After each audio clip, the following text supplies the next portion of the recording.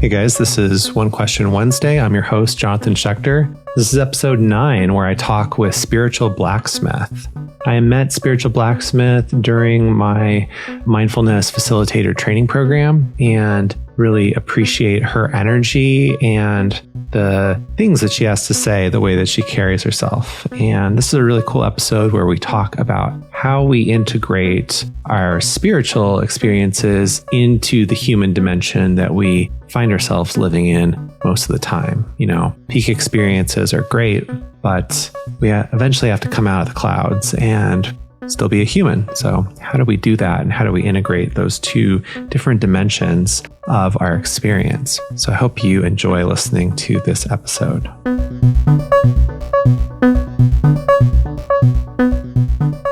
Hey, how are you? I am well, thanks. How are you doing today?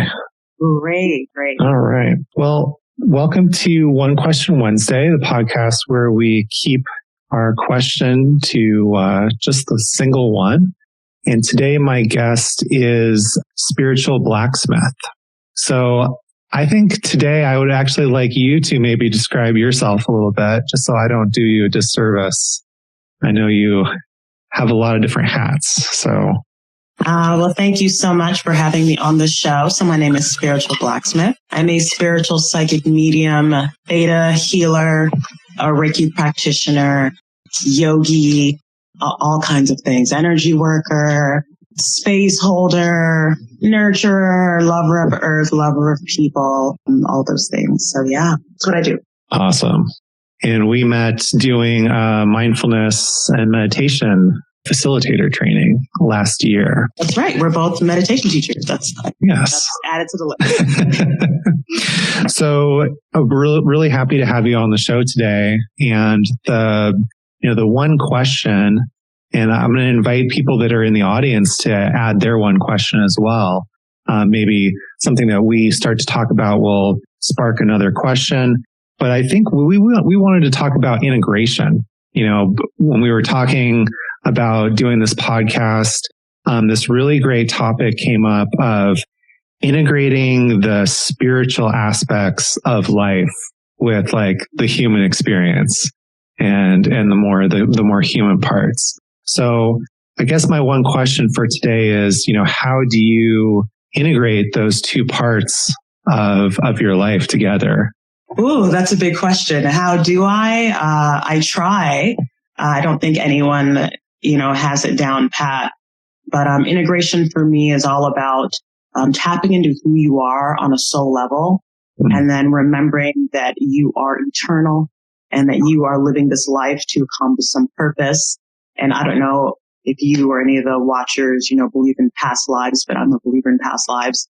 So I know that with every life that we come into, we learn new things. And so I think it's our soul's desire to learn and grow in every lifetime.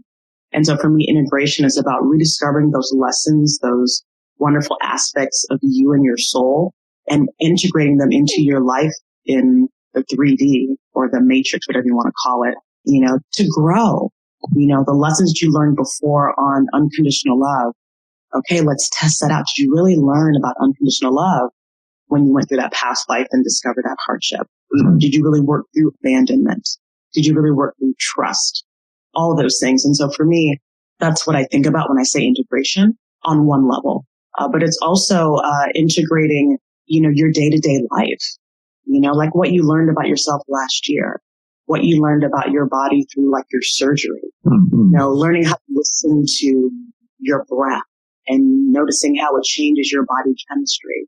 So integration is such a broad word that can be used in so many different ways, but I feel like it's a beautiful word. It's a beautiful word. It's all about growth, and because no one wants to stay stagnant. Right. But grow, you integrate experience, you integrate advice, you integrate, desires and goals for your life, and then you go and you move forward. So that's kind of what I think about when I say integration, but it can be used in so many contexts. Spiritual integration, people are discovering new ways to expand their mind, plant medicine, breath work, yoga, all these things. I think it's because people really want integration, different parts of their life and who they are to become that one whole being. I think one thing that I heard in what you just said was being able to practice equanimity as well. You know, like some of those lessons, maybe sometimes are realizing like we're not going to get what we think we want right when we want it. You know, there might be another, a lesson there, right, for us, and being able to see the blessings and the lessons in those circumstances, in those opportunities, rather than feeling like, oh, well, I'm not getting what I want, or, you know, feeling like, you know, that I'm a victim, you know, is a big part of like integrating for me. You know, you mentioned plant medicine, and, you know, what I see a lot with especially people that are newer to plant medicine is they come off of this like real spiritual high. You know, they have these peak experiences. Everything is love and light and beautiful. And it's a great place to be, right? And then at some point, like somebody's going to cut you off in traffic, or you got to go back to the job that you aren't happy with, or, you know, sort of life, that human experience comes back. And so that's always been a big part of integration for me, is like, well, how are you going to integrate that love and light into your life so that you're not spiritual bypassing, you know, you're not like denying part of your humanity, but you're bringing that sacred element that you've discovered, into the human parts, you know, into the matrixy parts as well. Yes. You hit on a lot there, Jonathan. Yeah. So it's like, I think there's like a saying, right? Like how, like life is a ceremony. So like how can we integrate that into our life? That life is a ceremony. You know, it's not something that we have to go somewhere else and do. It's not a part of us. And that, for me, that's why like meditation and breathwork are so important for integration, because it's just connecting back to who we are in the present, right? And then we're able to remember like, oh, I am this spiritual being, you know, having a human experience. That's so much it. I mean, and we forget that, you know, for the past few days, there's been a little meme going on around social media. Instead of asking, you know, why is this happening? Ask yourself, you know, what am I learning from this? Or maybe what is the gift in this? And you're right. I mean, life is, it's when I gave a sermon, a couple months ago about the Earth School. Like, we're in school. We are in school right now. You know, we have different courses that we take. We have different majors that we all came to major in. Whatever your major is in is probably different from mine. You know, but we're all in school. And, you know, that means we're going to have different classes, different teachers, different classmates. And so if you look at it like that, if you remember when you were in junior high or elementary or college, going through that and seeing all these people, you're all in the same school, different classes, different teachers. You see each other at recess, see each other at lunch. You go different ways. Right. And so if I'm a biology major and you're a philosophy major and I'm trying to go to your class, how's that going to work with me graduating with my major? It's not going to work. And lots of times, many of us are in the wrong class. We're walking our friends to their class instead of going to our class. I should be going to the chemistry building, yet I'm going to philosophy. And all of a sudden I'm derailed, you know? And so I give people that example to really put it in perspective. Like you said, life is the ceremony. Life is the school. Like, this is it. This is it, you know? And so try to have fun and know that you're here to learn every step of the way. And all of your experiences are teachers. And some teachers suck. They really do. And others are amazing. You know, it's about you to go, wow, that teacher taught me. Ooh, I hope I pass that test, because you don't want to take that again. And so your goal should be to pass your classes so you don't have to repeat them later on in another life with another person, with another situation. You don't want to go through that again. So my goal in this life is to really work through my lessons, however painful they may be, and at least recognize them. A lot of people don't even recognize what their lessons are. Like, recognize them and work through them the best you can. So that if you have to deal with them again, at least it's on a lower level, you know, and so front and center to you. Yeah, it's kind of important to realize that. And then it's not going to like blow everything open for you, but it's going to cause a little shift in your thoughts, and you're going to see things differently. And all you need is that little bitty shift, that one breath. Yeah. You know what I mean? Sometimes I tell people, if you had just taken a breath before you cuss someone out, if you had just taken a breath before you choke someone, your life would have been different. And I think if you talk to anyone who probably sitting on death row for some crazy murder, they had that split second where they could have not done it. And so it's just like the breath work that you do and the spiritual work that I do. If people just stop in that moment, tune in just a moment and integrate, you could have changed your life one way or the other. And so there's so much to all that we do and learning these lessons and integrating. And but it's a very simple thing, very simple, but we make it complicated. For sure. They're crazy. Yeah, I really like that you mentioned just all the different decisions that have led up to the present moment, right? Like, I think we tend to think of the present as just being this split second thing. And so sometimes we act without thinking, like you were saying. One of the things that helps me with that perspective, and I've been talking about it this week, is just pulling back that lens on gratitude and just realizing like how many trillions, infinite number of decisions had to happen exactly the way that they happened for us to be in this present moment right here, right now, doing exactly what we're doing. Like all the things that your parents could have done differently and all the things that their parents could have done differently. And then, if we're bringing in, past lives and, other consciousnesses, other realities, like there's this whole other level that, we're not even really seeing in the same way that we do, like, oh, well, when I was 5, we moved to LA and then, this happened and I met, this person because we went to school together. So there's so many different micro decisions that go into like just being here. And yeah, like you're absolutely right. Just taking the next breath in presence with mindfulness is, a way that you can influence that and like come from a good place, integrate those lessons that you've learned instead of reacting, respond rather than react. But I think also too, it's ingrained in us as humans.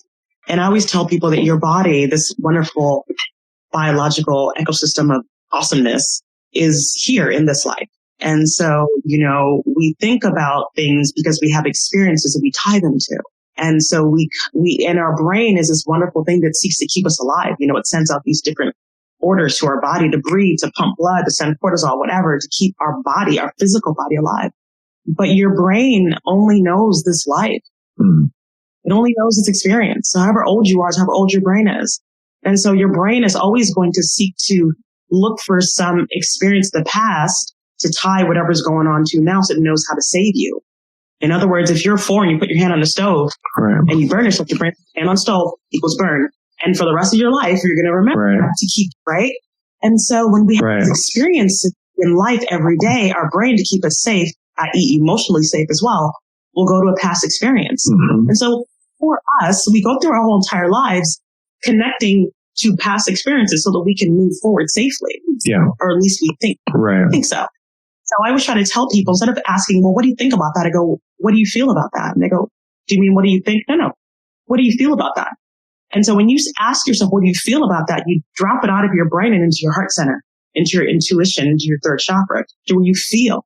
Because we have this beautiful GPS, internal, intuitive thing in our body that tells us what's always in our best and highest good. Mm-hmm. Always.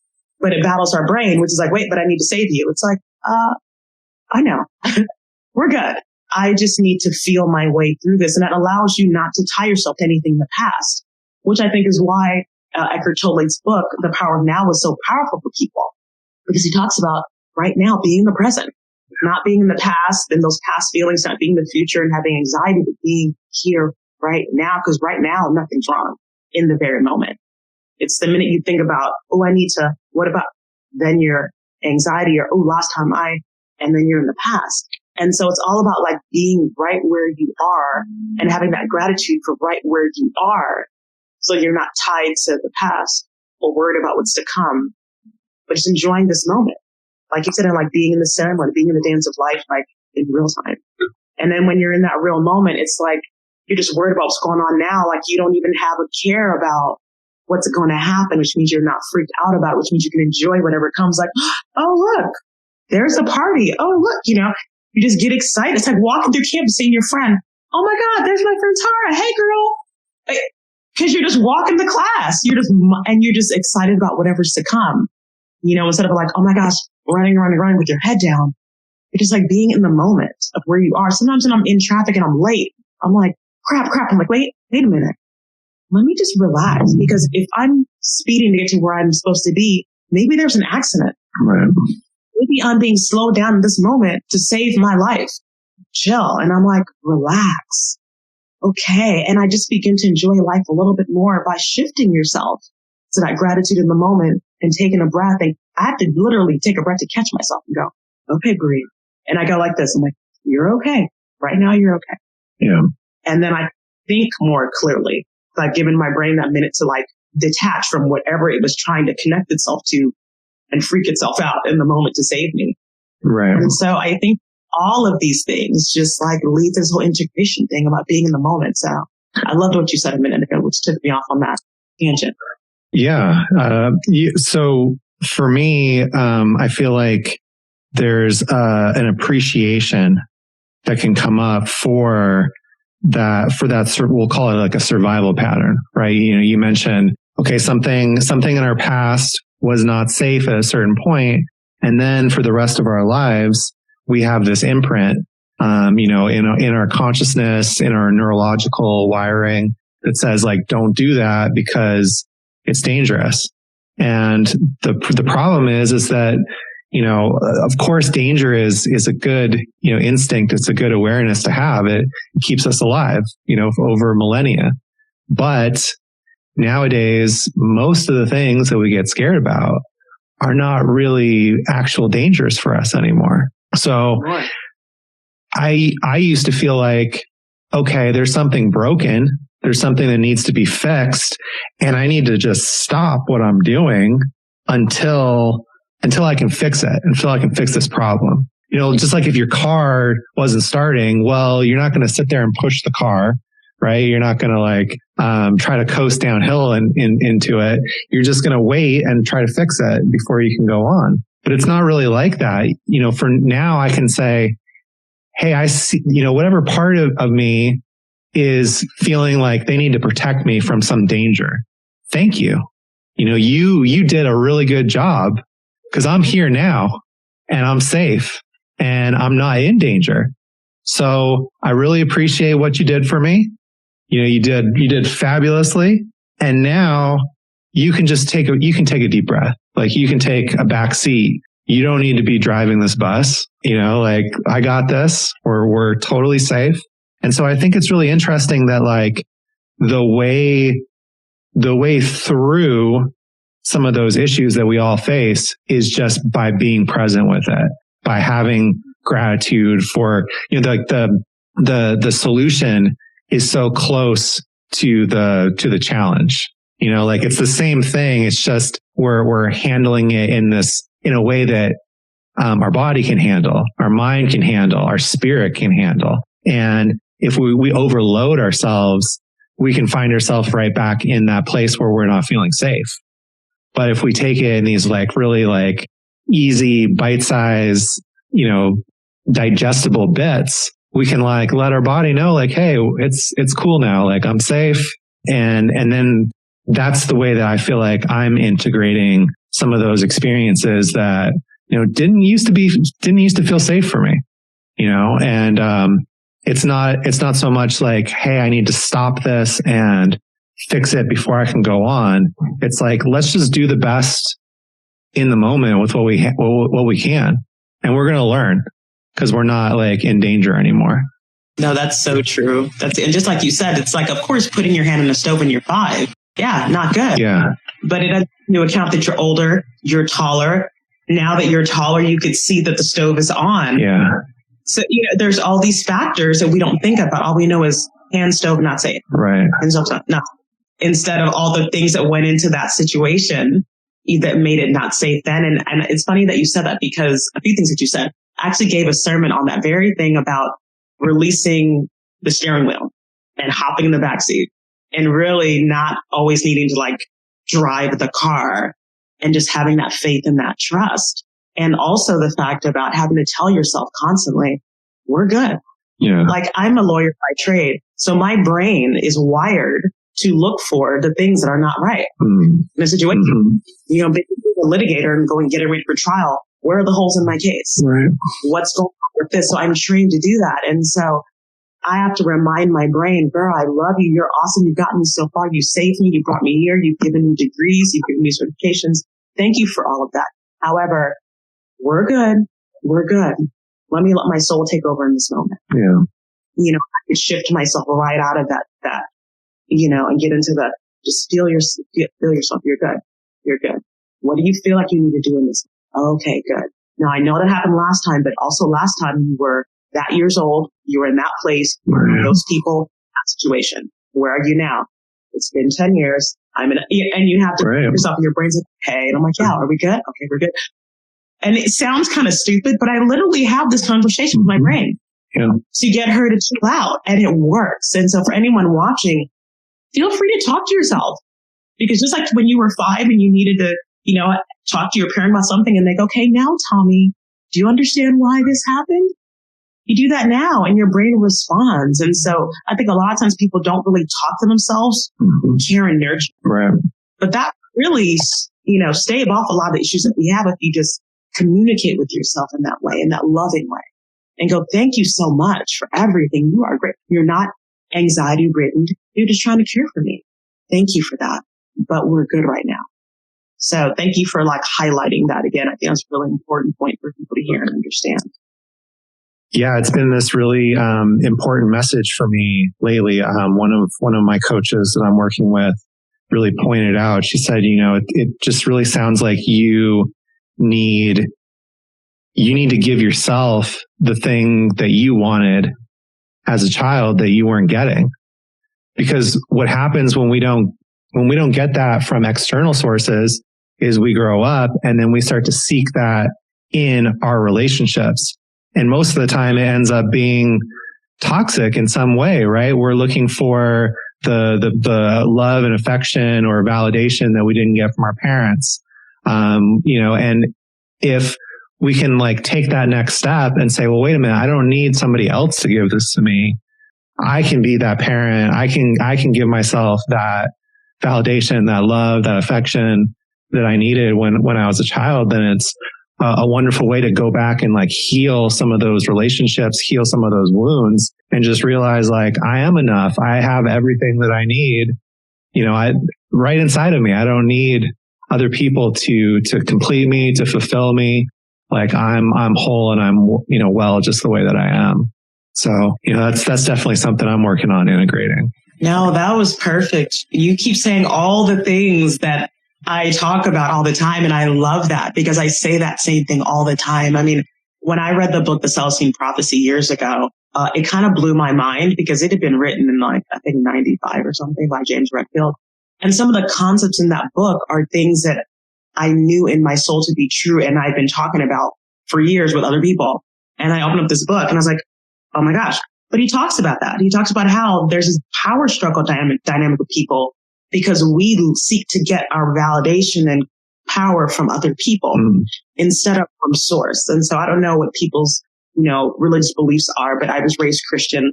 I still consider myself a lover and follower of Jesus, love it all, but I'm also a very spiritual person. I know that there's way more and that religion puts us in this little restricted box with stupid rules. So I don't consider myself to be religious, but more spiritual. But in the book, he talks about being connected to source and having that energy from source, and source, the creator of all that is unlimitless. Limitless. And so source can never run out of power or love or anything. So we never have to fight to share because there's literally enough for everyone. Yeah. We have enough. And so when you realize that you're connected to source that is limitless, so you don't have to, I don't need to get my power or control you because I'm already connected to source. And if we're all connected to source, it means we all have enough power, which means when I'm with you in a relationship, we can just be.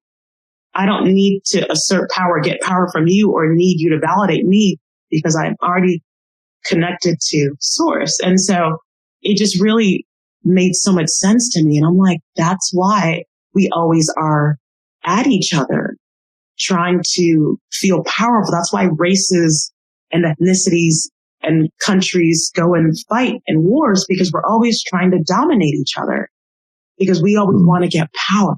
It's like, but there's enough. Like, there's literally enough for all of us in every way, even on earth, like all these resources, there's enough for all of us. Right.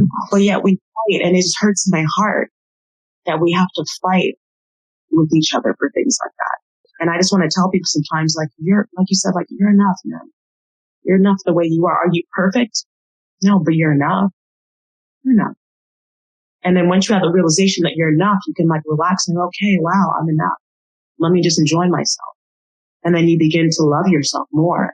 And when you love yourself, you can then love other people, because you can't give what you don't have. And so when you realize you're enough, you know someone else is enough, then you look at them with more compassion and they feel it. Then they look back at you with more compassion and you feel it. And here you go. We're all compassionate with each other. So, yeah. Awesome. Yeah, I love that.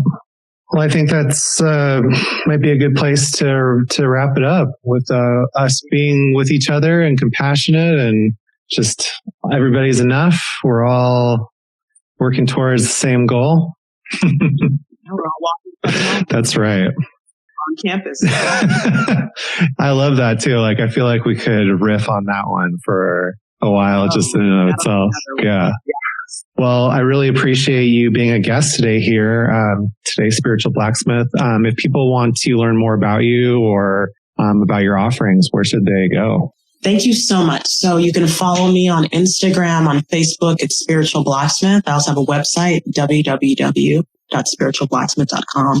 You can also find me on YouTube. I'd love for you guys to go check out some of the sermons that I've given before, which literally talked about many of the things we talked about today on their own. So go check out all of that stuff. I'd love to hear from you. I do readings and healings for people all the time. So if you want to hear from a loved one, and you want a psychic reading, you can also contact me for that, or for a personalized yoga session, whatever it is that you need. I really tell my clients that I help you remember why you came to this life. Why'd you come? And I help you remember your passions and who you are, so that you can have the life you desire. So that's my goal for everyone that I come in. Awesome. Well, thank you so much for your time today and for sharing your wonderful thoughts and words with us. And until next week, thanks for joining One Question Wednesday, and we'll see you again soon. Thanks, guys. Take care. Bye. Thanks for checking out this episode of One Question Wednesday. I hope that not only you enjoyed it, but that you feel inspired to go and practice, go meditate, do some breath work, take an ice bath, or that you feel curious about adding a new practice to your self-development and transformation work. As always, if you can follow, subscribe the podcast on whatever platform you're listening to it on, that really helps. Just making that or adding a review really helps push the show up in the algorithm. And also follow me on Instagram at Blue Magic Alchemy, all one word. And if you're interested in learning more about breathwork, or you'd like support integrating or preparing for self-development and transformational work, reach out to me at bluemagicalchemy@gmail.com or on Instagram to set up a discovery call for integration coaching. Until next time, thank you, be well, and keep practicing.